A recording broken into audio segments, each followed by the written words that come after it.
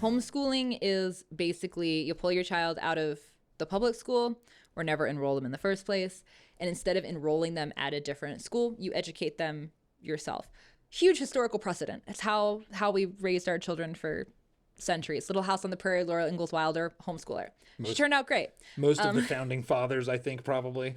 Yes, lots of homeschoolers. There's a whole spectrum of how you can homeschool your kids. Anything from basically recreating what's happening inside of public school, but at home with, like we studied math at 9 o'clock and English at 10, all the way through to unschooling, which is like legally you're a homeschooler. You do whatever you have to do with the state to file as a homeschooler, but you don't have any school structure at all. Your kids basically can do whatever they want all day. They're completely in charge of their education from like kindergarten on. So Sudbury at home. Yeah, which sounds is a democracy of one, which sounds frightening, but we can get into unschooling later if we want to. The outcomes are actually like really, really impressive. Kids are capable of a lot more than you think. But basically, you're doing school at home, and there are as many ways of doing it as there are families homeschooling. Like, it's really a make it your own. You can purchase a curriculum if you want to have some structure for you to follow as a parent, but you absolutely don't have to. I'm generally not a huge advocate of doing it the curriculum way. Like, if that's what makes you happy and makes you feel comfortable, like, go for it. There's nothing wrong with it, but you don't have to. I don't feel like you have to feel beholden to following someone else's system in order to be doing it right. I do think that if you're replicating the school model while homeschooling, you're missing out on all of the potential. Like, you're not just getting rid of the building, you should be getting rid of the educational philosophy too.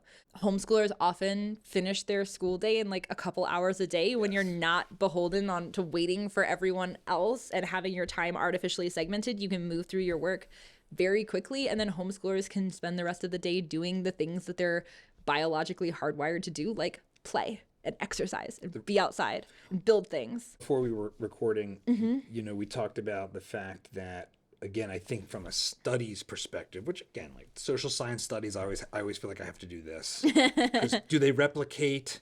What's the sample size?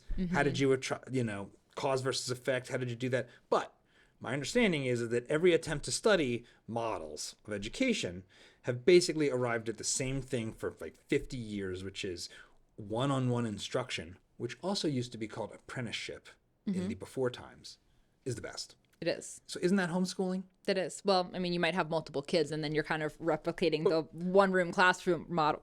But yes. But 1 on 2, 3, 4, 5 is still a lot closer to 1-on-1 than 1 on 30. Oh, yeah, absolutely. It's replicating that. And it's also, I talk to a lot of parents who are homeschoolers or aspiring homeschoolers, and they're always, they're like, well, I don't know if I'm qualified to teach my kid math. Like, I was never good at math in school. Or like, I don't feel qualified to teach them history. Like, I don't know if I'm teaching them the right thing. You don't have to design a curriculum as a homeschool parent.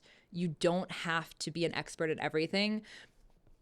This is one of my hotter takes, but education as we know it died and became completely obsolete the moment the internet went online. Like, it was the death sentence of education as we know it, institutional education, because information went online and people have done amazing work designing incredible education resources. There's like Khan Academy will teach your kid everything they could ever need to know in math for free, K through 12, all the like fun math electives they could ever want to take. You can get it all for free on the internet. You don't have to understand math to support your kid getting a phenomenal math education that honestly is probably way better than anything they would get in the classroom at their local school. There are great learning apps that we've created roundups of them at Renegade Educator. If you're curious, there's tons of stuff out there to teach your kid language arts, foreign languages, history, whatever your kid could want to learn. You don't have to know all the things to teach your kid. You're just the facilitator who's making sure they have the right resources. Well, the other thing that's interesting about this concern, so my sister is homeschooling both her kids. So, and frankly, like growing up, this would have been sounded like crack pottery to our family. Like, what? We're going to be one of those families now? Yeah, my family had to do some of that too. I get it. But I don't think most K through 12 educators have a degree or have an area of expertise in the particular subject they're teaching. Like, this isn't Finland, and which is, as I understand it, the Finnish school system is often touted by statist educator people. Oh, this is so great. They pay the teachers so much money. It's unified. They've basically crushed all alternatives. It's the perfect kind of utopian totalitarian system. And if there's one thing I would take out of the Finnish model that was probably better than what we do, as I understand it, is actually your math teacher has a math degree, which is like why you can pay them $100,000 instead of have a degree in education, which appears to be kind of worthless, right? Am I misinformed on that front, that like most K through 12 aren't specialized? Like the history teacher didn't necessarily study history. Everybody says that you need to have a teaching degree in order to understand how to teach children. Teachers love to yell at me on Twitter about this and Instagram, wherever they find me. They get very mad about this. Yeah, good old appeal to authority, logical fallacy. You are not qualified to educate your children at home because you haven't learned how to educate, which if you read a bunch of books about education, like you're gonna be a subject matter expert, I promise. When teachers are in school to learn how to be teachers or in college, they have to do student teaching. They do the student teaching before they get to the part where they're learning how to teach in a classroom. They're doing the student teaching first and then they're learning how to do it. So like they're not even following their own like logic of like you have to be educated in this before you can do it. Maybe they're just screwing over those students and that's just part of the weird higher ed, which is like a hedge fund that pretends to be a school of learning scam.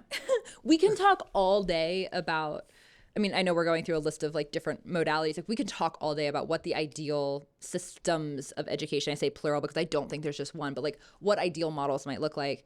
One of the things I get really excited about is people who actually do have subject matter expertise teaching classes. I mean, this is what, if you have tons of money and you're hiring tutors, you're going to hire, like if you're a billionaire, you're going to hire like the best Harvard professors to teach your kids, like people who are actually doing in the field research on topics. You're going to hire them to one-on-one tutor your kids to teach them, you know, fractions or whatever. That's not scalable. You can't have, there is not a mathematician surplus to an extent where you could hire a mathematician to one-on-one tutor every child who's learning mathematics.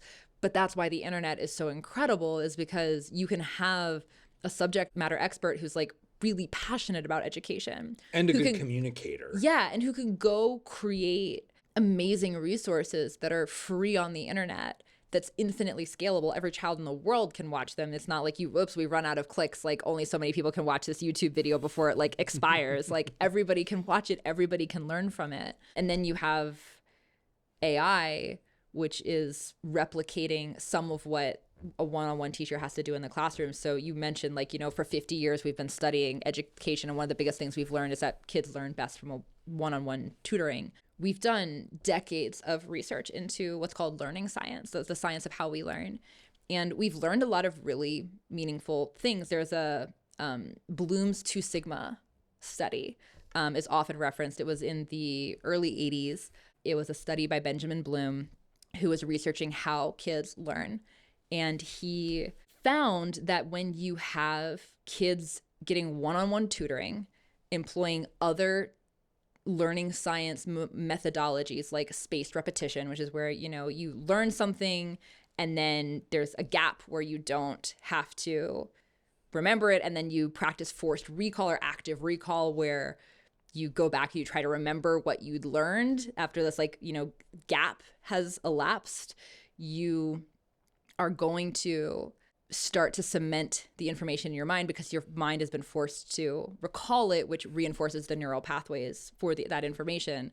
You practice active recall where you learn something. Duolingo is actually a great example of this. They do a great job implementing learning science. So you take this like 10-minute lesson where you click through a bunch of words, and then at the end there's a little quiz, and you have to recall what you just learned. And they grade the quiz, and they're like, all right, you got like 7 out of 10 things right, and now we're going to auto-generate the next lesson where you are able to basically just drill the things that you didn't get right the first time, and we're going to keep doing that until you got everything right, and then we'll introduce the next concept.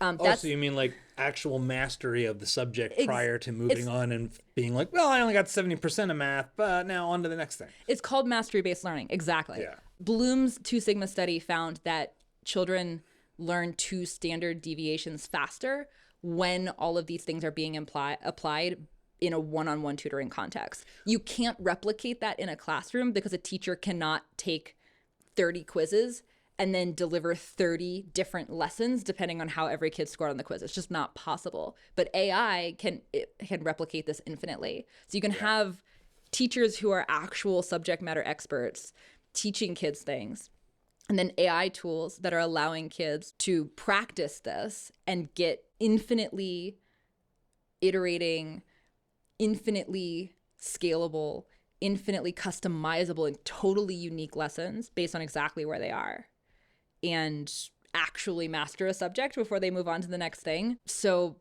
and all of these tools, like a lot of them already exist. So like if a parent wants to homeschool, they can just like plug into all of this infrastructure that already exists on the internet. And a lot of, we'll get into private school models in a minute, but a lot of them are using this technology tool too. It's very exciting.